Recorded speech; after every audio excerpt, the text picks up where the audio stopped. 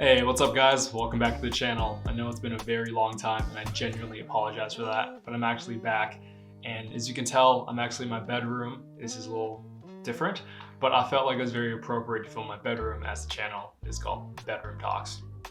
So where have I been? Brief story. I actually got hit with COVID and I've been dealing with that since New Year's Eve, and I've had a very difficult time trying to recover from it. So it's been 3 to 4 weeks of just healing, taking it easy, not rushing things. And on top of that, I actually had to move apartments from the old one because I was having some issues with the unit. So 2022 was kind of a rough start, but here we are, and I have a lot to share with you today. Today, we'll be talking about advice I would give to my 18-year-old self. Obviously, I'm 24 right now. It's been 6 years since I've been 18. I'm not saying I'm like the wisest person, but I feel like I'm a little more wise, and I wish I would have learned these principles or listened to this advice when I was 18, because I feel like it would have actually benefited my life. But the thing is, I was 18. I don't know if I would actually listen to myself now. I'd say, you're an old man, don't bother me.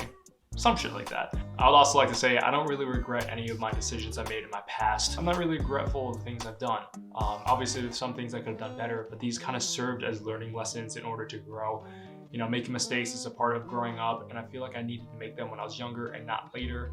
And in order to make these early on mistakes, I kind of came full circle to the conclusions I have arrived today. So I'm really grateful for everything. Lesson 1, take care of your health, man. I know you feel invincible at 18. You feel like Alexander the Great. You can go conquer the world.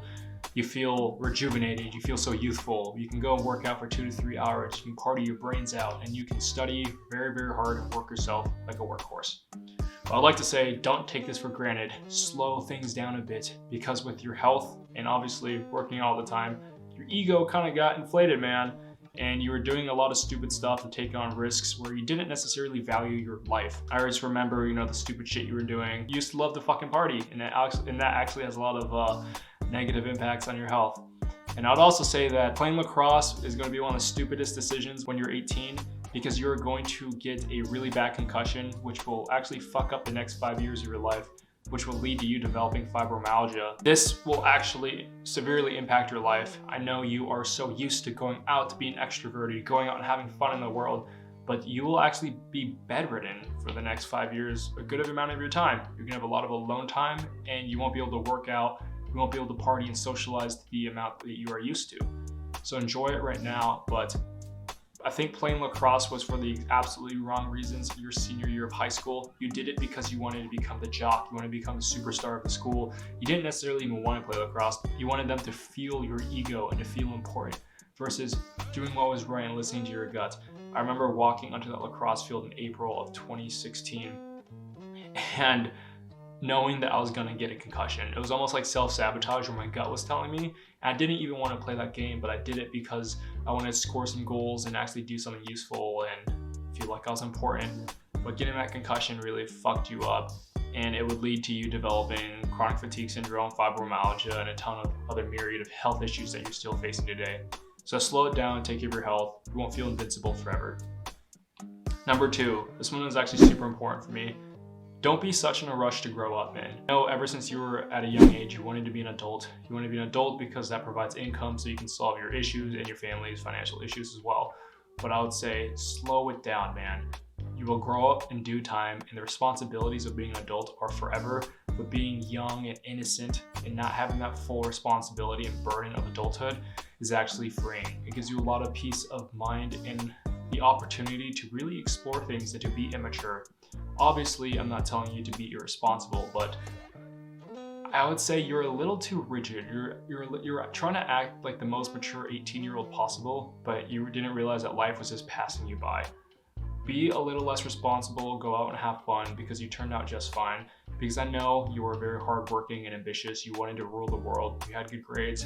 You loved to work. And you're doing everything right by the books, but don't forget to live. Which leads to my next point. Obviously, save and invest your money, man. I would say open a Roth IRA, invest in an index fund. Would have been a really great idea. But also live your life. You placed a lot of importance on money and you wanted to save and hoard cash as much as possible. But I would say you can always earn the money back later in your life. You're only 18, and go out and have fun. Go to those concerts, be present to the moment. go out, have fun with your friends, do the things you want to. I definitely believe that you will be able to recuperate the losses in the short run, because when you're 18, you spend money. I'm not saying go into debt, Ben. I'm just saying go out and have fun. But if you're spending money, obviously within your means, you can enjoy it a lot more. I definitely believe younger people can actually enjoy their money a lot more. This is probably the most important one on my list.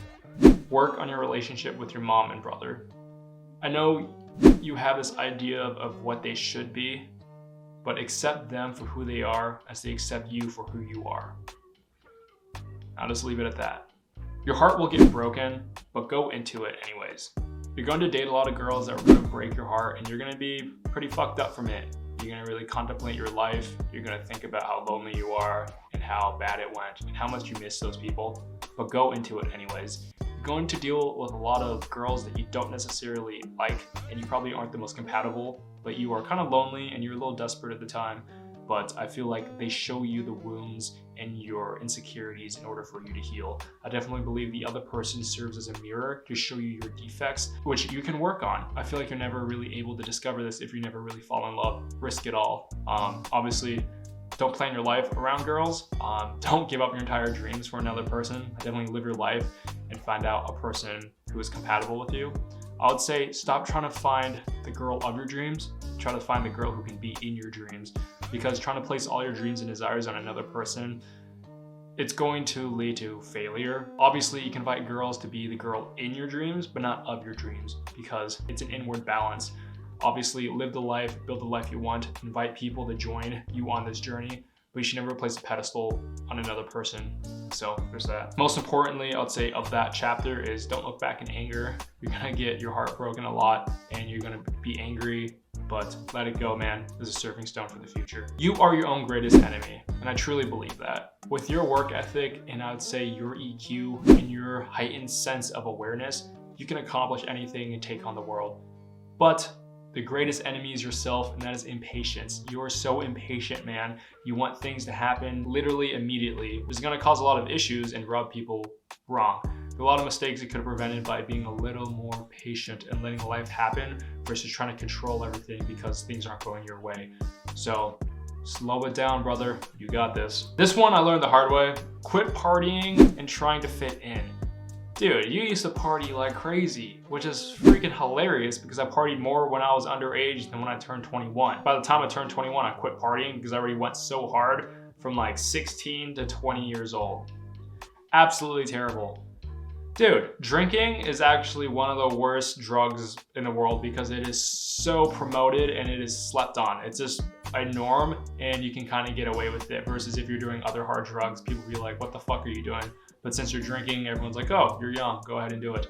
But dude, drinking wreaks havoc on your health and your personal relationships. Think of the people you're hanging out with. You're hanging out with the completely wrong crowd, man. When you're partying at like 18 years old, dude, everyone there is underage. They think it's cool, and that's not the right crowd to be around. You're hanging around a lot of people who didn't have your back, lied to you, and stabbed you in the back. So wise the fuck up. Now, I'd also say by faking who you are, trying to fit in, you're pushing away the people who care about you the most, the people who actually want to be your friend. You're scaring them away because you're not showing your true colors because they're like, I don't want to be friends with this frat bro. He's a fucking asshole. Versus being the nerd you are and, I don't know, the sociable geek. Dude, go ahead and do that because the friends you will have, I'm just speechless because the friends you have will have your back forever. And it's just such an invaluable experience. Stop living someone else's life and start living your own. Find out what that means. I'd also like to add that you will lose a lot of friends by becoming who you are because you aren't compatible with any of them anymore. But I would say it's completely worth it because the experiences you have with the friends you're going to meet in the future and the experiences you're gonna have, I can't put a price on that. It's one of the best times of my life. I'm super grateful to the friends I have. Lastly, I'd like to end on keep following your gut and intuition in your heart. I know things won't make the most sense logically in the short term, but in the long term, you'll be able to connect the dots like Steve Jobs said. I know you're gonna be faced with many challenges where it seems like applying logic would be the most sense, but your gut is gonna tell you, don't do this instead. Even if it leads you astray, it is a very unorthodox path. And what I mean by this is you're gonna choose psychology at a polytechnic school, which is, first of all, unheard of. And then you're gonna end up in infrastructure consulting. You live a very unorthodox path. Your career path is going to be very different from everyone else's. You're gonna walk your own path and it's gonna be very, very valuable. because there's less competition. You're gonna develop a niche skill set, and it's gonna really benefit you. You're gonna get shit on a lot. People are gonna make fun of you for your major. People are gonna make fun of you, saying you're gonna be unemployed barista. People are not gonna have your back anymore. The people who believed in you will start doubting you, and a lot of people are just kind of shit on you. But keep listening to yourself, you'll turn out just fine. I feel like if I listened to this advice when I was 18, I wouldn't say my life would have turned out better. I think everything worked out the way it should have, but I could have enjoyed the journey, slowed it down, and been a little more wise. I think that's the point I'm trying to get across, to realize that things will turn out just fine. Even if things kind of look like it's gonna be the end of the world, usually won't be. So thank you again, everyone. Namaste.